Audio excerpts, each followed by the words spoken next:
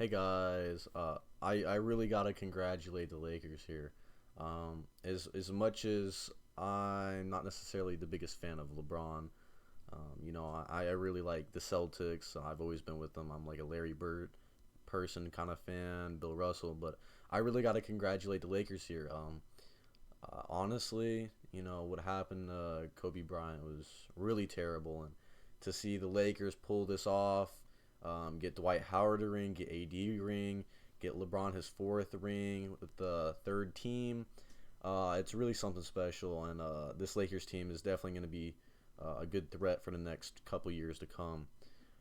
I just want to talk about, will this championship really count just like a normal championship, or is it going to be more of an asterisk kind of season? There's a couple things to consider. How are the other teams? B, they were all playing in the same place at Orlando, so stuff like home court advantage, and all like away, playing games away. That stuff's pretty much thrown out the window. So we really need to talk about, does this championship really count when we're talking about the grand scheme of things, or will this championship not really matter too much? And then at the end, I want to talk about whether or not this makes LeBron's GOAT conversation more relevant, less relevant. Obviously, I would assume most people believe this would increase his GOAT conversation levels, but still. So now, when we talk about this season possibly having an asterisk, we're talking about you know, teams going down with injuries, how easy it was for teams to get to the finals. Now, I think when it comes to the East, I think that the East had a harder time. You got teams like the Miami Heat, who have probably the most heart out of any team in the league. The Boston Celtics, my favorite, and honestly, I'm really sad to not see them in the championship this year. But with Gordon Hayward missing after the Sixers, um, I think we did really good. Somehow coming away 7 games after the Raptors, it was definitely a nail biter, and then sadly losing pretty convincingly to the Miami Heat. Though I think it could have gone other ways. I thought there were 2 games there that OG Nobi hitting that 3-pointer, and other games. I just thought it was our closing the games that really hurt us.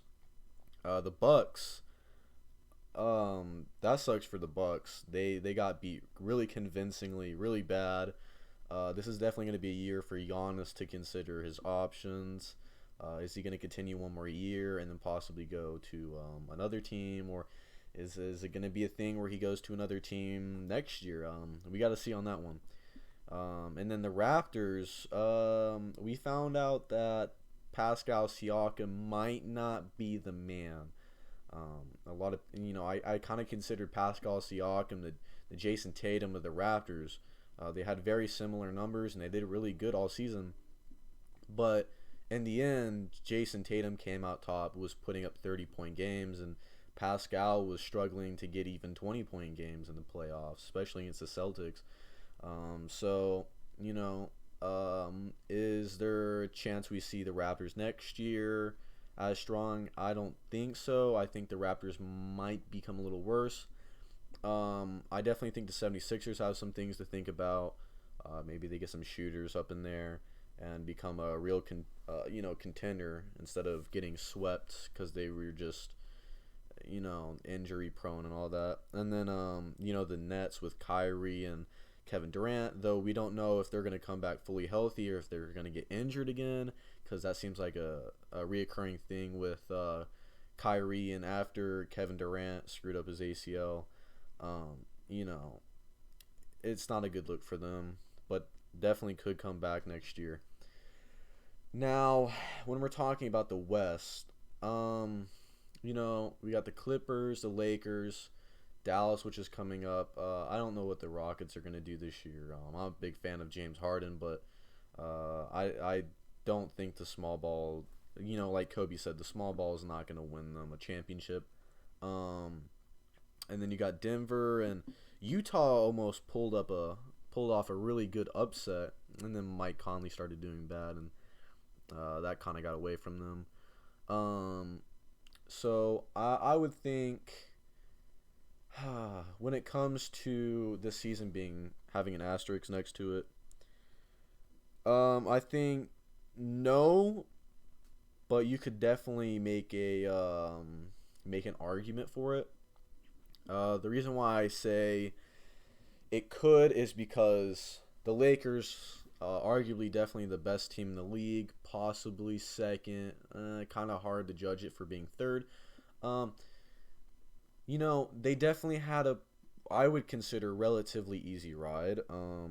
They went up against the Rockets, and then they went up against Denver, and then obviously they went up against uh, dang, I can't remember. Well, as I'm saying, the team to beat the Lakers and to win the championship, other than them, would have been the Clippers. Seems like the Clippers had some real problems that just weren't being leaked. Definitely chemistry. Kawhi not being as vocal, though that's he, even though he's the superstar of the team, I don't really put that pressure necessarily on him. I would have felt like Paul George should have been the vocal voice, while Kawhi carried the load, which I think he really did, and I think Paul George let him down, and some other people kind of let him down, but I think Kawhi carried his load, and he had one bad game, I really feel, in the whole playoffs, which was the last game they played. Paul George did horrible the whole both series. I mean, he only had two decent games, and all the others were not good at all. And them blowing that 3-1 lead was pretty bad. If any team was going to beat the Lakers in the Western Conference, it was definitely going to be the Clippers.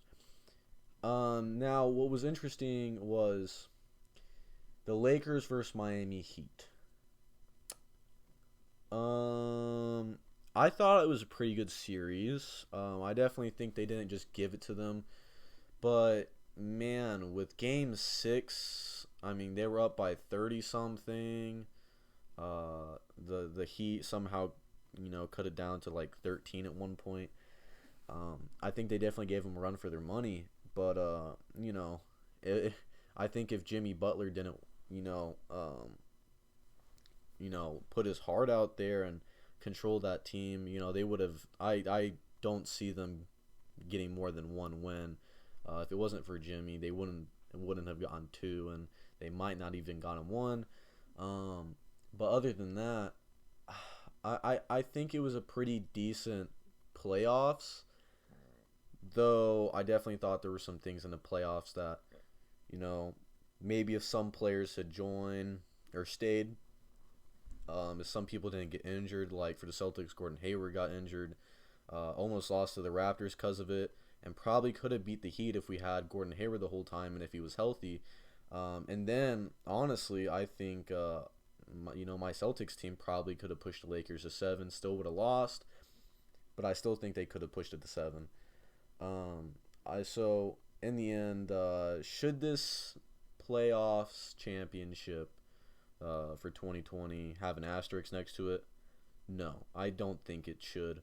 I think it was a pretty decent playoffs. Not the best, but not the worst. And with the circumstances, it was pretty decent. I thought it was a little interesting, all the teams having no home court advantage. But that just means that teams that were relatively good during the regular season at away games, they kind of had an advantage because they were used to kind of the feel of being away more than others. But in the end, the Lakers definitely deserve this championship. They ended up playing the hardest. Miami definitely playing the second hardest, but just didn't have enough energy, and they had Bam was out part of the series. Dragic was out all except like the first game or something like that. And then the last thing I want to talk about is the whole GOAT conversation. I'm a big Michael Jordan fan, though he's not my favorite player. I obviously like players like Larry Bird, Larry Bird would honestly have to be my favorite player of all time, but it doesn't mean he's the best player of all time. I put him top 10. Um, Now people are gonna start thinking about, oh, LeBron's the first person to win a championship with three different teams. He's got four championships, four Finals MVPs. He's in that, I think, top four team. I think he's in the four player group, with him being the fourth now, having 4 and 4. Four championships and four Finals MVPs. But now the conversation is just going to be Michael Jordan and LeBron. I don't think there's really anybody else at this point that you could really make a great argument for. I guess if you want to say Kareem, because I believe Kareem had pretty much the best overall career. Bill Russell with 11 rings, really good, but since it was in the era where they didn't have as many teams, and it was a lot more kind of center dominant then. I don't really think so. And if you wanted to say Will got 100 points, averaged like 50 points in a season, you could think about that. But I think at this point, if we're talking about LeBron's definitely the best player in this generation, and then it's Michael Jordan and LeBron, greatest all time. I still think Michael Jordan has a decent lead over him. To get 2 3-peats every time you make it, like almost every time you make it to the championship, you win. That is a big feat. LeBron hasn't 3-peated. Maybe if LeBron gets a repeat, wins championship and Finals MVP next year, it would be a really close race. But I think LeBron isn't as clutch as Michael Jordan, in my opinion. Doesn't hit those magical game-ending moments as much as Michael Jordan. And he doesn't have 6 championships, 6 rings under his belt, and 2 3-peats. I feel like people blow that over, and they're like, well, LeBron has a better statistical career than Michael Jordan here and there. It's like, well, but does he have six championships and six MVPs? No, he does not. He does not have 2 3-peats. He does not have 6 championships. Doesn't have as many MVPs. But people don't look at that. But yeah, to end this video off, honestly though, even if I'm not the biggest LeBron fan, congrats to him, Dwight. Congrats to Anthony Davis. Congrats to Rondo. Congrats to everybody. Congrats to literally everybody. Jared Dudley. Congrats to everybody.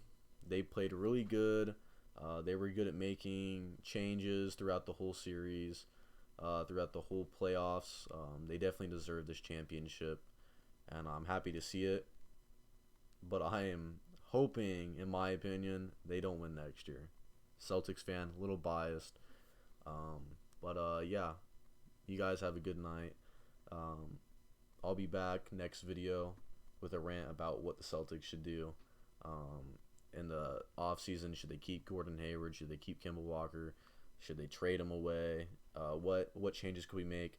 Isaiah Thomas is going to hopefully be moving on to a team. He just got done with surgery and is all healed up, and he says he's feeling really good and better than he ever has and had full range of motion. I would love to see Isaiah Thomas come in in place of Brad Wanamaker, pay him $3-4 million a year as a bench player. Obviously he's not going to be as good as he used to, but if he could put up 12, 13, 14 points on the bench, we got enough defense that it's not going to be crucial that he's only 5'9", but man, that would be great.